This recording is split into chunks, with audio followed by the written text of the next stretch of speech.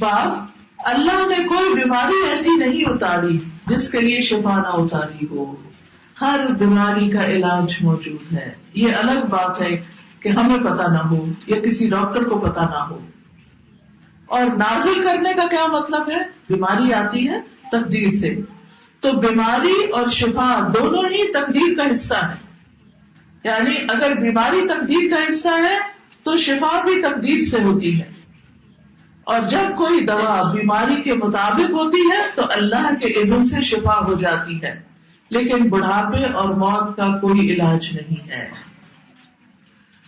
حدثنا محمد بن المثنى حدثنا ابو احمد الزبيري حدثنا عمر بن سعيد بن ابي حسين قال حدثني عطاء بن ابي رباح عن ابي هريره رضي الله عنه عن النبي صلى الله عليه وسلم قال ما انزل الله داء الا انزل له شفاء.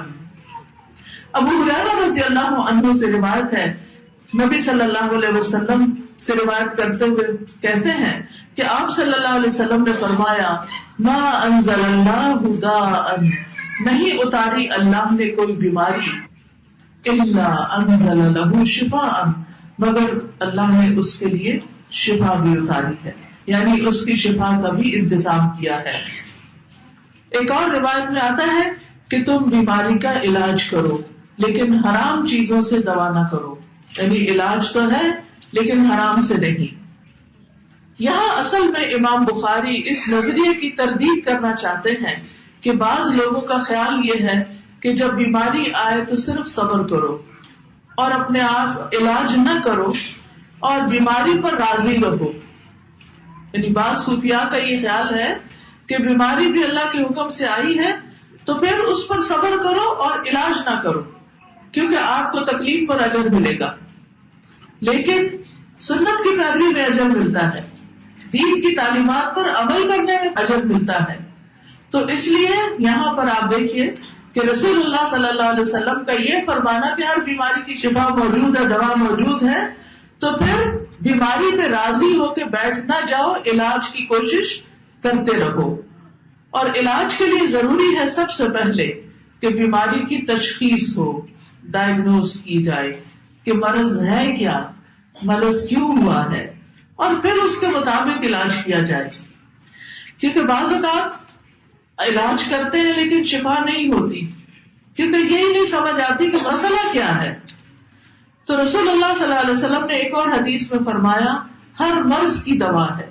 جب کوئی دوا بیماری کے نشانے میں بیٹھ جاتی ہے تو اللہ کے حکم سے مریض تندرست ہو جاتا ہے. یعنی ڈاکٹر کو ابھی یہ نہیں پتا چلا کہ کیا دینا چاہیے، اس مریض کے لیے کیا ضرورت ہے، لیکن جب اللہ تعالیٰ کے اذن سے اس کے دماغ میں آ جاتا ہے کہ یہ دوا بنتی ہے اور وہ دیتا ہے تو مریض ٹھیک ٹھاک ہو جاتا ہے. اذن اللہ کا ہوتا ہے، توفیق بھی اللہ کی ہوتی ہے، لیکن کوشش اور محنت انسان کی ہوتی ہے. اور انسانوں کو اس علم کو پڑھنا بھی چاہیے. ڈاکٹر بننا، اس علم کو پڑھنا اگر انسانوں کے فائدے کی نیت سے ہو، اللہ کے اس حکم کے مطابق تو اجر ہی اجر ہے. وہ جتنے سال اس میں لگائے گا، جتنا تھکے گا، جتنی محنت کرے گا، اور پھر جس طرح مریضوں کو دیکھے گا، ان کا دکھ دور کرے گا، تو یہ سارے کا سارا اللہ کے حکم کے مطابق ہے. کیونکہ نبی صلی اللہ علیہ وسلم کیا فرما رہے ہیں کہ ہر مرض کی دوا، اور جب کوئی دوا بیماری کے نشانے میں بیٹھتی ہے تو اللہ کے حکم سے مریض تندرست ہو جاتا ہے. تو اس کو ڈھونڈنے کی ضرورت ہوتی ہے. تو جیسا کہ پہلے میں نے عرض کیا کہ دو طریقوں سے شفا ہوتی ہے، ایک ہے دوا سے اور دوسرا ہے دعا سے. تو بیماری جب ہو تو دو چیزیں یاد رکھے، دعا اور دوا دونوں ہی کریں. اب آپ دیکھیے کہ دعائیں تو ہمیں وحی کے ذریعے معلوم ہوئی ہیں، اور دوائیں جو ہیں یہ تجربات کے ذریعے بھی، اور کچھ نبی صلی اللہ علیہ وسلم نے بھی ہمیں بتائی ہیں. علاج کروانے کا ایک تیسرا طریقہ بھی لوگوں نے اختیار کر رکھا ہے. وہ کیا ہے؟ ایسا دم جھاڑ جو شریعت میں منع ہے، ایسے ٹوٹکے وغیرہ جس کا کوئی بنیاد نہیں ہے، یا محض وہم کی بنیاد پر علاج کرنا اور غیر شرعی طریقے اختیار کرنا. مثلاً کوئی پیتل کا چھلا پہن لیتا ہے، کوئی دھاگا باندھ لیتا ہے، کوئی گرے لگا کے پہن لیتا ہے، کوئی چینز پہنتا ہے. یعنی اس قسم کے جو بھی طریقے ہیں جو غیر شرعی طریقے ہیں ان سے بچنا چاہیے. کسی قبر پہ جا رہے ہیں، اس کی مٹی اٹھا رہے ہیں، کوئی جسم پہ مٹی مل رہے ہیں، اس طرح کی چیزوں سے بچنا چاہیے. یہ غیر شرعی طریقہ ہے.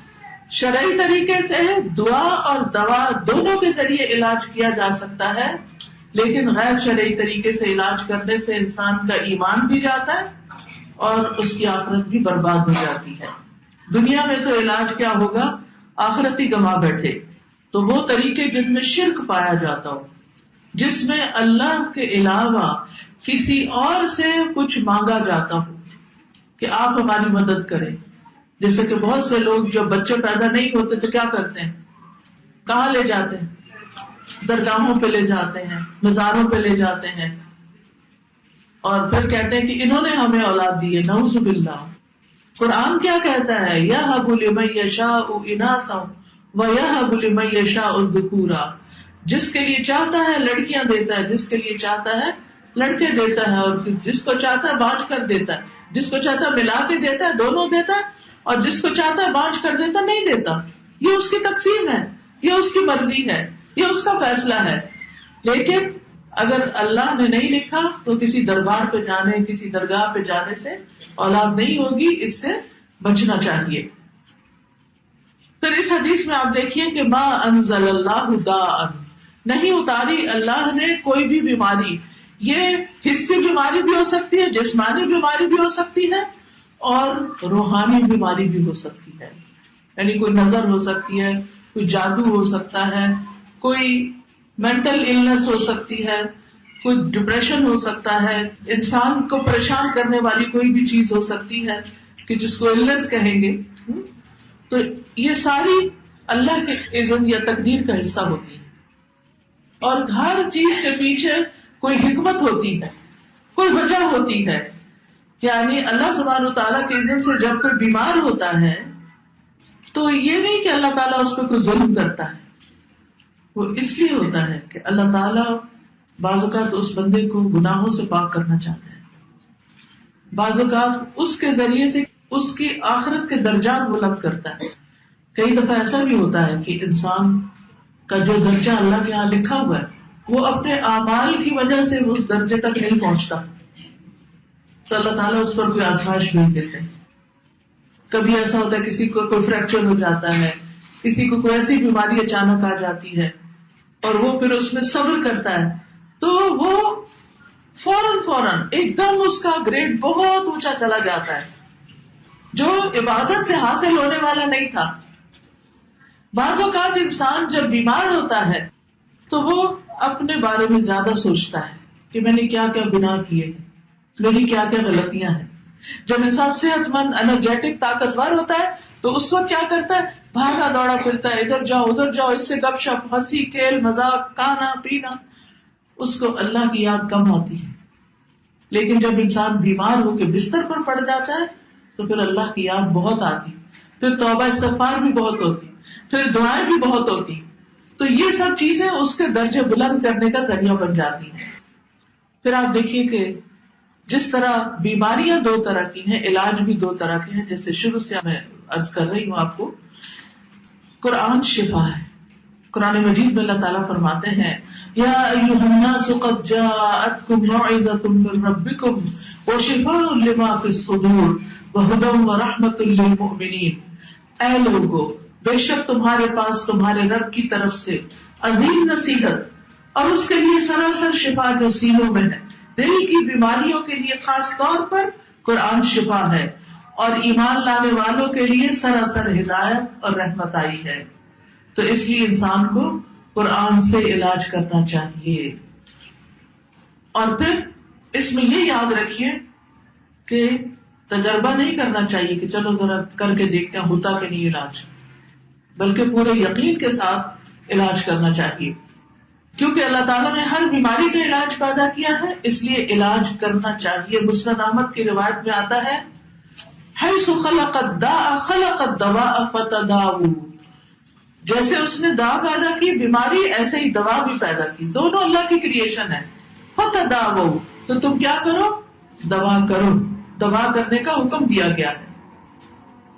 اسامہ بن شریک کہتے ہیں میں نبی صلی اللہ علیہ وسلم کی خدمت میں پہنچا تو میں نے دیکھا کہ آپ کے صحابہ آپ کی مجلس میں ایسے بیٹھے ہوئے تھے گویا ان کے سروں پر پرندے بیٹھے ہوں، یعنی بہت ادب سے اور سکون سے بیٹھے ہوئے تھے. چنانچہ میں نے سلام کیا اور میں بیٹھ گیا. ادھر ادھر سے بدوی لوگ آئے، آرابی. انہوں نے پوچھا اے اللہ کے رسول صلی اللہ علیہ وسلم، کیا ہم علاج کر لیا کریں؟ ہمیں اجازت ہے ہم علاج کریں؟ آپ نے فرمایا دوا استعمال کیا کرو. بلا شبہ اللہ نے کوئی بیماری ایسی پیدا نہیں کی مگر یہ کہ اس کی دوا پیدا کی ہے، سوائے ایک بیماری کے بڑھاپے کے، اس کی دوا نہیں ہے کوئی. پھر اسی طرح دوا سے شفا اللہ کے اذن سے ہوتی ہے، یہ بھی یاد رکھنا چاہیے. شفا ڈاکٹر کے ہاتھ میں نہیں ہوتی، اللہ کے ہاتھ میں ہوتی ہے. اللہ کے اذن سے شفا ہوتی ہے. علاج کروانا اللہ کے حکم میں سے ہے. تو علاج کروانے کے کچھ اصول ہیں، یہ بھی یاد رکھیے. نمبر 1، اللہ کو شافی ماننا کہ اللہ ہی شافی. اللہم انت الشافی لا شفا الا شفاؤک. ابراہیم علیہ السلام نے کہا تھا وَإِذَا مَرِضْتُ فَهُوَ يَشْفِينِ، جب میں بیمار ہوتا ہوں تو وہ مجھے شفا دیتا ہے، اور شفا اللہ کے ہاتھ میں ہے. نبی صلی اللہ علیہ وسلم جب دم کیا کرتے تھے تو یہ دعا پڑھتے تھے امسح البأس رب الناس بیدک الشفاء لا یکشف الکرب الا انت. اے لوگوں کے رب تکلیف دور کر دے، شفا تو تیرے ہی ہاتھ میں ہے، تیرے سوا درد کو کوئی دور کرنے والا نہیں، یعنی اس تکلیف کو دور کرنے والا اور کوئی نہیں. پھر اسی طرح حدیث میں آتا ہے کہ طبیب تو اللہ ہی ہے، یعنی اللہ تعالیٰ کا ایک نام الشافی ہے اور ایک الطبیب بھی ہے. ابو رمزہ کہتے ہیں میرے والد نے رسول اللہ صلی اللہ علیہ وسلم سے عرض کیا مجھے آپ اپنی وہ چیز دکھائیں جو آپ کی پشت پر ہے، یعنی مہر نبوت جو تھی، کیونکہ میں طبیب ہوں. آپ نے فرمایا طبیب تو اللہ ہے بلکہ تو رفیق ہے، یعنی مریض کو تسکین اور دلاسا دیتا ہے. اس بیماری کا طبیب تو وہی ہے جس نے اس کو پیدا کیا ہے. تو اصل طبیب اور علاج کون کرتا ہے؟ اللہ ہی کرتا ہے. اللہ ہی بندوں سے تکلیفوں کو دور کرتا ہے. ایوب علیہ السلام کی بیماری کس نے دور کی تھی؟ اللہ سبحانہ وتعالیٰ نے. وَأَيُّوبَ إِذْ نَادَى رَبَّهُ أَنِّي مَسَّنِيَ الضُّرُّ وَأَنْتَ أَرْحَمُ الرَّاحِمِينَ. اور ایوب علیہ السلام جب اس نے اپنے رب کو پکارا کہ بے شک مجھے تکلیف پہنچی ہے اور تو رحم کرنے والوں میں سب سے بڑھ کر رحم کرنے والا ہے، تو ہم نے اس کی دعا قبول کر لی. کیا دعا کی تھی انہوں نے؟ انی مسنی الضر وانت ارحم الراحمین. تو اللہ تعالیٰ نے ان کی دعا قبول کر لی، بس اس کی جو بھی تکلیف تھی دور کر دی، اور اس کے گھر والے اور ان کے ساتھ اس کی مثل اور عطا کر دیے اپنے پاس سے رحمت کے لیے، اور ان لوگوں کے لیے یاد دہانی جو عبادت کرنے والے ہیں. تو اللہ سبحانہ تعالیٰ جب انسان مصیبت کے وقت اس کو پکارتا ہے تو اللہ تعالیٰ بندوں سے مصیبت دور کر دیتا ہے. تو سب سے پہلے علاج کرواتے وقت دل میں کیا پکا یقین رکھنا ہے؟ شفا اللہ دیتا ہے. ڈاکٹر ایک وسیلہ ہے، ایک ذریعہ ہے، اس کو بھی یہ توفیق، یہ دماغ، یہ محنت، یہ سب کچھ، یہ سمجھ اللہ نے دی ہے. تو اللہ کے اذن سے شفا ہوگی. دوسری چیز کتاب اللہ سے علاج کرنا. ہم بعض اوقات صرف دوائیوں پر ڈپینڈ کرتے ہیں جبکہ اللہ کی کتاب سے بھی شفا حاصل ہو سکتی ہے. سورۃ بنی اسرائیل میں اللہ تعالیٰ فرماتے ہیں وَنُنَزِّلُ مِنَ الْقُرْآنِ مَا هُوَ شِفَاءٌ وَرَحْمَةٌ لِّلْمُؤْمِنِينَ، اور ہم قرآن کے ذریعے سے وہ چیز نازل کرتے ہیں جو مومنوں کے لیے شفا اور رحمت ہے. حضرت عائشہ سے مروی ہے کہ رسول اللہ صلی اللہ علیہ وسلم ایک مرتبہ ان کے پاس تشریف لائے تو ایک عورت حضرت عائشہ کا علاج کر رہی تھی یا آپ کو دم کر رہی تھی. تو آپ نے فرمایا عالجیہا بکتاب اللہ، اس کا علاج کتاب اللہ کے ساتھ کرو، یعنی اللہ کی کتاب میں سے کچھ پڑھ کر اس کو دم کرو جس سے اس کا علاج ہو. اللہ کی کتاب میں وہ کون سا حصہ ہے جس کا نام ہی الشفا؟ ماشاء اللہ، سورۃ الفاتحہ. سورۃ الفاتحہ سے علاج کیا جانا چاہیے، کیونکہ ایک سفر میں صحابہ کرام نے ایک شخص جس کو بچھو نے کاٹ دیا تھا اس پر سورۃ الفاتحہ پڑھ کر دم کیا تو وہ درست ہو گیا. پھر سورۃ البقرہ سے علاج جیسے جادو وغیرہ کا، نظر کا، رسول اللہ صلی اللہ علیہ وسلم نے فرمایا سورۃ البقرہ پڑھا کرو کیونکہ اس کا پڑھنا باعث برکت ہے اور اس کو چھوڑ دینا باعث حسرت ہے. اس کے پڑھنے والے پر جادوگر قدرت نہیں پا سکتے. پھر معوذتین سے علاج، رسول اللہ صلی اللہ علیہ وسلم جنوں اور انسانوں کی بری نظر سے پناہ مانگا کرتے تھے یہاں تک کہ معوذتین نازل ہو گئی. جب یہ صورتیں نازل ہو گئی تو آپ نے ان کو لازم پکڑ لیا اور ان کے سوا دوسروں کو چھوڑ دیا. تو قرآن کے یہ حصے خاص طور پر. پھر اسی طرح آپ نے دیکھی ہوگی کتاب منزل یا رقیہ جس کو بولتے ہیں، ان آیات میں بھی اس طرح کے معنی پائے جاتے ہیں کہ بیماری میں ان کو بھی پڑھا جا سکتا ہے. پھر سنت سے علاج، قرآن سے علاج اور سنت سے علاج. انبیاء علیہ السلام کو قلبی اور روحانی ادویات دی گئی ہیں. ابن قیم کہتے ہیں کہ وہ وحی جو اللہ اپنے نبیوں کو کرتا ہے اس میں ایسی چیزیں ہوتی ہیں جس میں لوگوں کے لیے شفا ہوتی ہے. اس میں وہ دوائیاں بھی ہوتی ہیں جو بیماریوں سے شفا دیتی ہیں. یعنی وحی کے ذریعے صرف ڈوز اینڈ ڈونٹ سے نہیں اترے، اس میں شفا کی باتیں بھی اتری ہیں. وہ کہتے ہیں وہ ایسی ہوتی ہے جن کی طرف بڑے بڑے ڈاکٹروں کی عقل نہیں پہنچ پاتی اور ان دوائیوں تک ان کے علوم، تجربات اور قیاسات نہیں پہنچ سکتے. اور وہ ادویہ قلبی اور روحانی ہیں. مثلا تھکاوٹ کے علاج کے لیے نبی صلی اللہ علیہ وسلم نے کیا نسخہ بتایا؟ رات کو سوتے وقت پیناڈول لے کے ساتھ 33 دفعہ سبحان اللہ، 33 دفعہ الحمدللہ، 34 بار اللہ اکبر. ڈر اور خوف دور کرنے کا نسخہ، جیسے بچے بھی ڈرتے ہیں نا، تو رسول اللہ صلی اللہ علیہ وسلم نے فرمایا جو رات سے خوف کھائے کہ وہ اسے پریشان کرے گی یا مال خرچ کرنے سے بخل کرے یا دشمن سے مقابلہ کرنے سے ڈرے تو چاہیے کہ وہ اس قول کی کثرت کر دے سبحان اللہ و بحمدہ. بس اتنا ہی ہے، سبحان اللہ و بحمدہ. یعنی جب آپ کو ڈر لگ رہا ہو، کبھی لگا ڈر، سب کو کبھی نہ کبھی لگتا ہے، جب ڈر لگے تو تسبیح شروع کر دے سبحان اللہ و بحمدہ. اور اللہ کا ذکر ویسے بھی بچاؤ ہے، یعنی دشمن سے بچاؤ کا ذریعہ ہے. جوڑوں کے درد کا علاج ہر جوڑ کا صدقہ ہے. نبی صلی اللہ علیہ وسلم نے فرمایا تم میں جو کوئی آدمی صبح کرتا ہے اس کے ہر جوڑ پہ صدقہ لازم ہوتا ہے.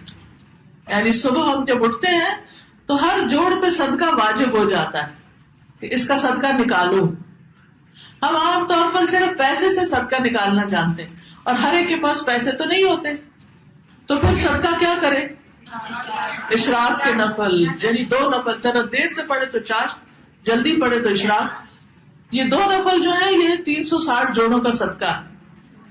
اسی طرح ہر مرتبہ سبحان اللہ کہنا صدقہ ہے، الحمدللہ کہنا صدقہ ہے، لا الہ الا اللہ کہنا صدقہ ہے، اللہ اکبر کہنا صدقہ ہے. تو آپ کیا پڑھ سکتے ہیں؟ ایک تسبیح کر لیں سبحان اللہ والحمد للہ ولا الہ الا اللہ واللہ اکبر، ٹھیک ہے. اور اگر ولا حول ولا قوت الا باللہ بھی پڑھے تو بہت اچھا ہے، لیکن اتنا کہنا بھی کافی ہے. اسی طرح زہریلا جانور اگر کوئی ڈنگ مار جائے تو اس کے بارے میں آتا ہے، حضرت علی سے روایت ہے کہ نبی صلی اللہ علیہ وسلم کو بچھو نے ڈس لیا اور آپ نماز پڑھ رہے تھے. جب آپ نماز سے فارغ ہوئے تو فرمایا اللہ بچھو پہ لعنت کرے، وہ نہ نمازی کو چھوڑتا ہے نہ کسی اور کو. پھر آپ نے پانی اور نمک منگوایا اور آپ اس پر ملتے جا رہے تھے اور یہ صورتیں پڑھ رہے تھے قل یا ایھا الکافرون قل اعوذ برب الفلق اور قل اعوذ برب الناس. اس بچھو کی کاٹنے کی جگہ پر پانی اور نمک لگاتے یہ صورتیں پڑھ کے دم کر رہے تھے. تیسری چیز طب نبوی سے علاج کرانا، جس میں سب سے پہلے حجامہ. نبی صلی اللہ علیہ وسلم نے فرمایا اگر تمہاری دواؤں میں کسی میں بھلائی ہے تو پچنا لگوانے میں، حجامہ کرانے میں، یا شہد پینے میں، یا آگ سے داغنے میں ہے. اور اگر وہ مرض کے مطابق ہو، یعنی اگر وہ مرض کے مطابق ہو، حجامہ ایسا کیا کہ بیماری کے مطابق ہے پھر علاج فائدہ دے گا. اور میں آگ سے داغنے کو پسند نہیں کرتا.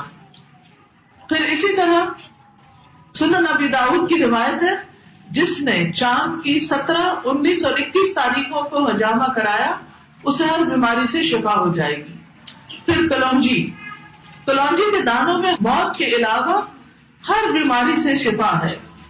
کلونجی کے تیل پر شرعی دم کر کے اس کو رکھ لیں اور جہاں کہیں تکلیف ہو اس کے اوپر لگائیں اور کھلائیں بھی۔